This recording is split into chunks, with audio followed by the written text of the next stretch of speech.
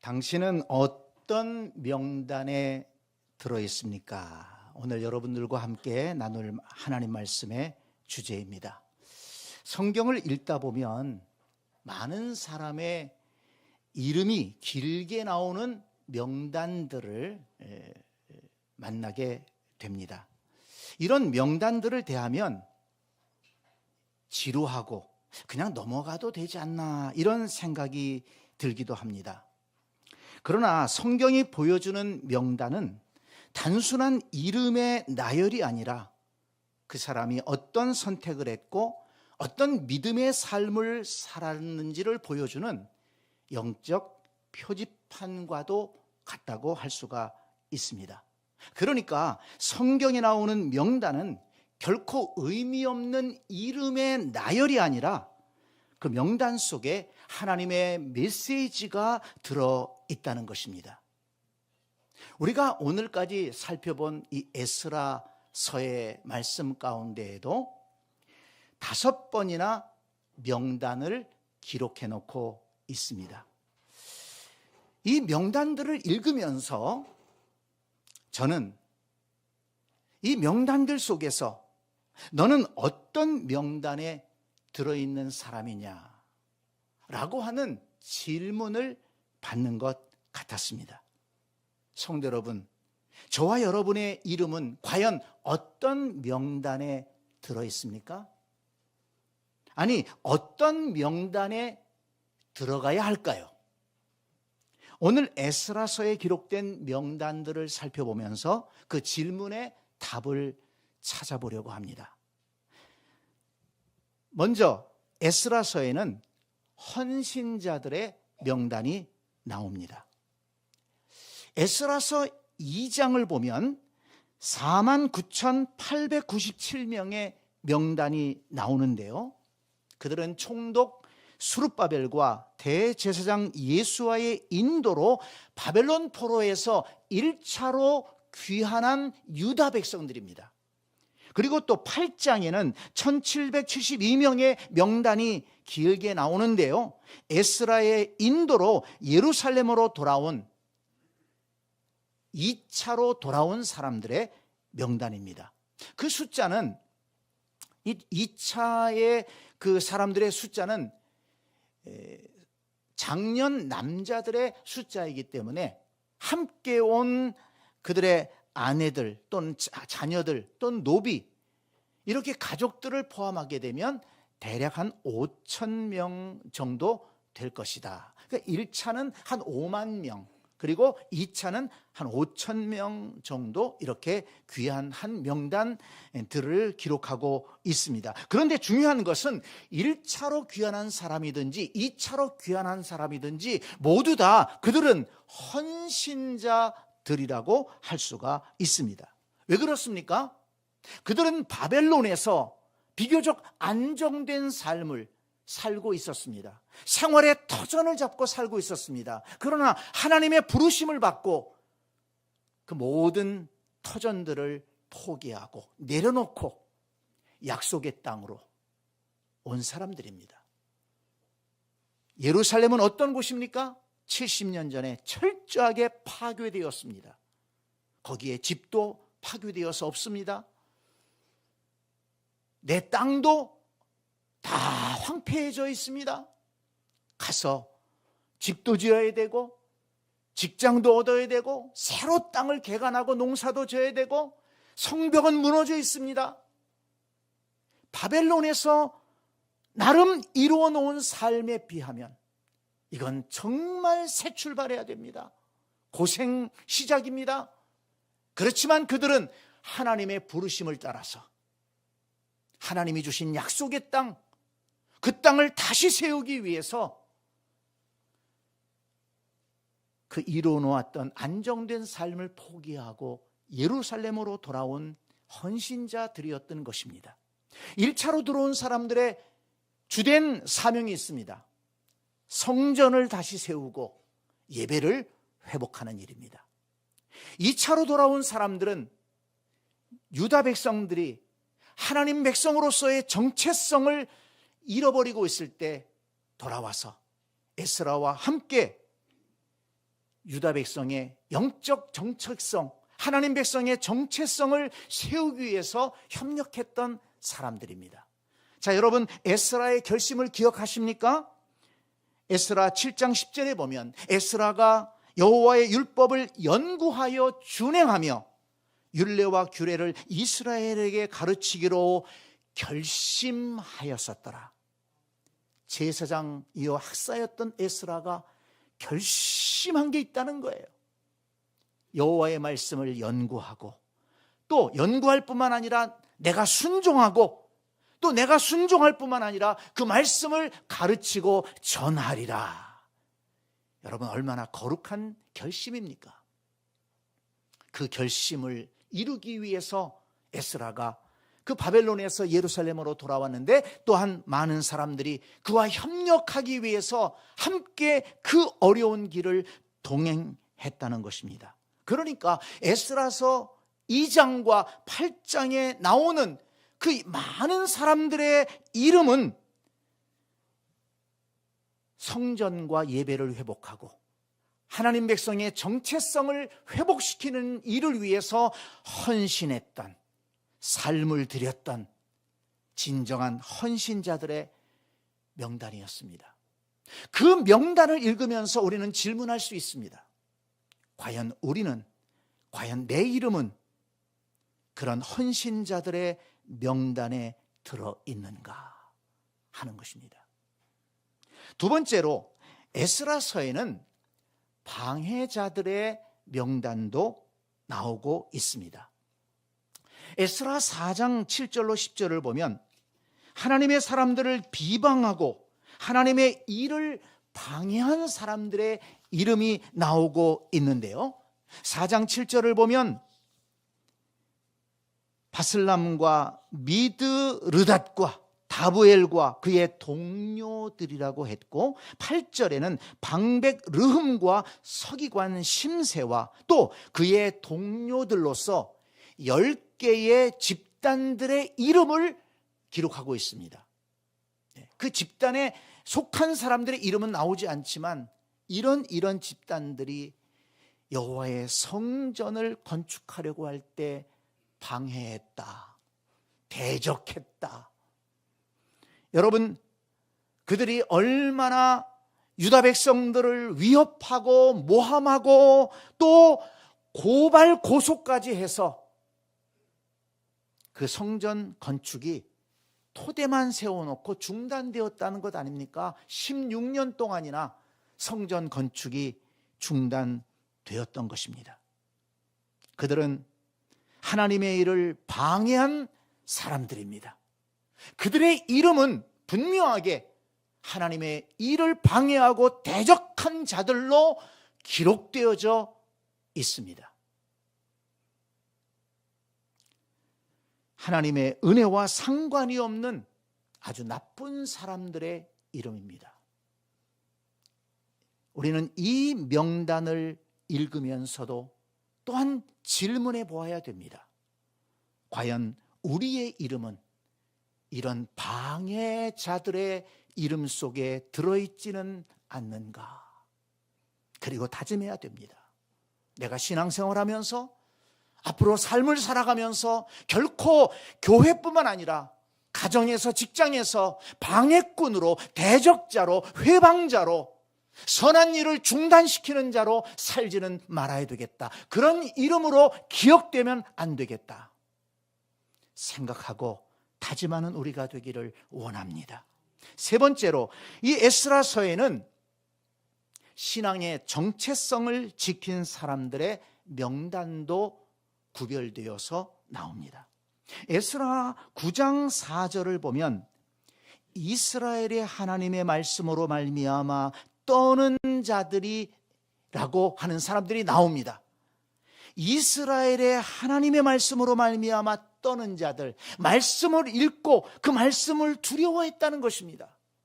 그 말씀대로 살기 위해서, 하나님의 말씀이기 때문에 소중히 여기고 이 말씀대로 살아야 되겠다, 말씀 앞에 떠는 자들이 있었다는 것입니다.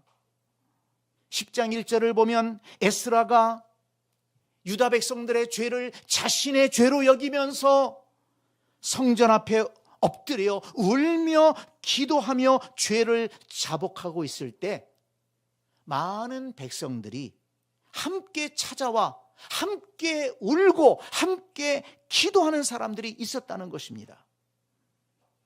이스라엘 백성 중에 많은 남녀의 무리가 왔다, 그렇게 말씀하고 있습니다. 그리고 10장 2절에 보면 엘람 자손 중 여히엘의 아들 스가냐라고 하는 사람이 에스라를 찾아옵니다. 그리고 에스라에게 지금 유다의 죄 때문에 울며 슬퍼하고 회개하며 기도하고 있는 에스라에게 말합니다. 제사장님, 우리 이스라엘에게 아직도 소망이 있습니다. 절망하기에는 이릅니다. 우리의 죄악을 깨닫고 우리 유다 공동체가 이렇게 범죄하게 된 원인이 된 이방 여인들을 내보내고 하나님의 말씀대로 살겠다고 다시 한번 결심하면 우리에게 소망이 있을 것입니다. 하나님이 다시 은혜를 주실 것입니다. 그러면서 10장 4절을 보면 에스라를 향해서 이렇게 말합니다. 이는 당신이 주장할 일이니 일어나소서, 우리가 도우리니 힘써 행하소서. 에스라를 격려하면서 에스라에게 힘을 실어줍니다. 여러분, 이 사람들은 어떤 사람들입니까? 네, 지난번에 말씀드린 대로 많은 유다 백성들이, 지도자들이 하나님의 율법을 떠나 이방 백성들과 통혼하면서 그들의 문화와 그들의 우상숭배 종교를 받아들여서 하나님만 섬기는 그 신앙을 잃어버리고 우상을 섬기는 데 쫓아다니고 우상을 섬기며 먹고 마시며 춤추는 데 따라가서 함께 즐거워하고 그들 속에 섞여 살았다는 것입니다. 그런 사람들이 많이 늘어가고 있었다는 것입니다. 그런데 그런 상황 속에서도 하나님 백성으로서의 정체성을 지키고 하나님만 예배하고 하나님의 말씀을 순종하기 위해 애썼던 이런 남은 자들이 있었다는 것입니다. 그리고 그들은 제사장 에스라를 도우면서 격려하면서 에스라가 개혁 운동을 일으킬 수 있도록 그렇게 협력했다는 것입니다. 지도자에게 힘을 실어주고 지도자를 격려하고 당신이 일어나십시오. 당신이 앞장서십시오. 그러면 우리가 협력하겠습니다. 힘을 내십시오. 우리가 있습니다. 그렇게 유다 공동체의 영적 회복을 위해서 함께 협력했던 그런 믿음의 사람들이 있었다는 것입니다. 성도 여러분, 이 사람들의 명단을 보면서 이 사람들의 이름을 읽으면서 또한 우리는 질문해야 됩니다. 과연 우리의 이름은 이런 헌신자들 속에 속해 있는가? 이 혼탁한 세상 속에서 믿음을 가졌다고 하면서도 세상과 섞여 살아가고 있는 사람들이 많은 이 세상 속에서 하나님 백성으로서의 정체성을 잃어버리고 세상 속에서 방황하는 그런 사람들이 많아지는 이런 불신앙의 시대 속에서 하나님 백성의 정체성을 지키고 하나님을 예배하는 자리를 지키고 하나님 나라를 위해 헌신하는 이런 복된 사람들의 이름 속에 과연 나의 이름은 속해 있는가? 돌이켜봐야 될 것입니다. 그리고 우리는 다짐해야 됩니다. 이렇게 신앙생활 하리라. 나도 하나님 백성으로서의 정체성을 지켜가고 그리고 앞장서는 일꾼들을 협력하면서 도와주면서 응원하면서 함께 하나님의 나라를 세워가는 그런 하나님 나라의 일꾼으로 신앙생활 하리라. 이런 아름다운 믿음의 사람들의 명단에 내가 속하리라. 이렇게 다짐하는 우리 모두가 될 수 있기를 간절히 축복합니다. 네 번째, 에스라서에는 매우 부끄러운 사람들의 명단도 나옵니다. 오늘 함께 우리가 읽었던 이 에스라서 10장 18절에서 44절에 자세하게 기록해 놓았습니다. 그들은 이방 여인과 통혼하며 그들의 우상을 받아들이고 타락한 문화를 즐기며 세상과 섞여 살았던 사람들의 명단입니다.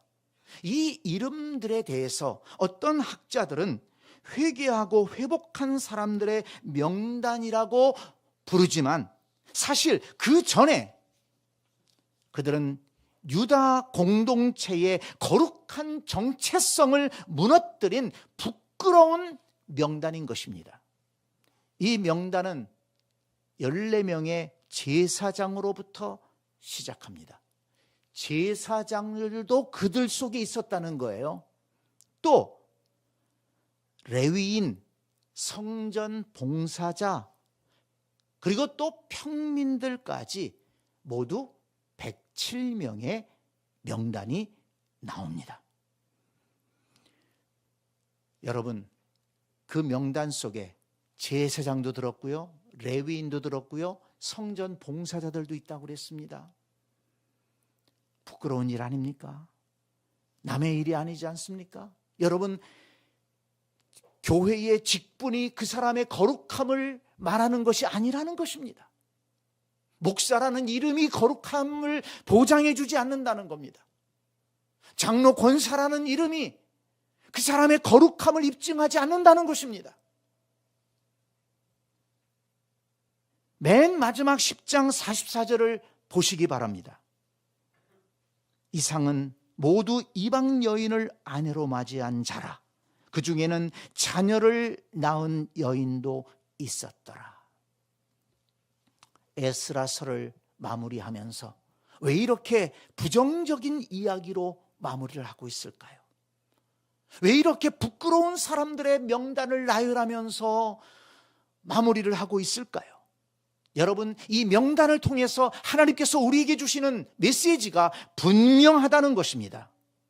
하나님 백성의 정체성을 던져버리고 세상과 섞여 살면서 믿음의 공동체를 흔들어 놓은 부끄러운 사람들의 이름을 보라는 것입니다. 세상과 섞여 살다가 이렇게 부끄러운 명단에 들어가 버리고 말았습니다. 하나님의 백성이 잘못된 선택을 하게 되면, 세상과 섞여 살게 되면 결국 이렇게 부끄러운 명단에 들어가게 된다는 것입니다. 성도 여러분, 이 명단을 보면서 우리 자신에게 질문해야 됩니다. 우리 자신을 돌아보아야 됩니다. 오늘 함께 예배하는 저와 여러분의 이름은 앞으로 이렇게 부끄러운 명단에 결코 들어가지 않을 수 있게 되기를 바랍니다. 지금도 앞으로도 하나님 백성의 정체성을 던져버리고 세상에 섞여 사는 부끄러운 명단에 들어가지 않게 되기를 바랍니다. 성도 여러분, 우리는 지금 어떤 명단에 들어 있습니까? 방해자의 명단이 아니라 헌신자의 명단에 우리의 이름이 들어가 있게 되기를 간절히 축복합니다. 세상에 섞여 사는 부끄러운 명단이 아니라 구별된 삶을 지켜가는, 하나님 백성의 정체성을 지켜가는 그 거룩한 그리스도인의 명단에 저와 여러분들의 이름이 그 거룩한 그리스도인들의 명단에 있게 되기를 주님의 이름으로 간절히 축복합니다.